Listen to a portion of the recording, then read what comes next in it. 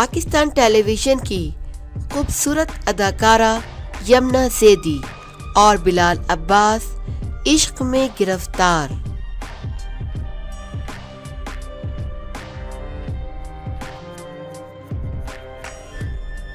अदाकारा यमुना ज़ैदी की नई सीरियल प्यार के सदक़े बहुत जल्द हम टीवी से नश्र की जाएगी, जिसकी पहली झलक मंजर आम पर आ गई है।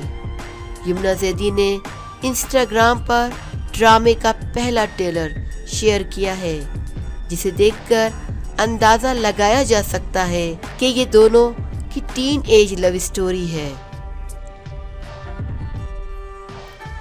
ड्रामे की दीगर कास्ट में बिलाल अब्बास खान, यशमा गुल, उमर राना, सलमा हसन, खालिद अनम, गुल राना, खालिद मलिक, शर्मीन खान, सुरेहा असगर और अतीका ओडो शामिल हैं। सीरियल का टाइटल सॉन्ग अहमद जहासेब ने गाया है, जिसके डायरेक्टर फारूक रंद हैं। इस सीरियल के अलावा यमुना ज़ैदी काशिफ निसार की नई सीरियल में भी काम कर रही हैं, जिसे कशफ फाउंडेशन प्रोड्यूस कर रही है।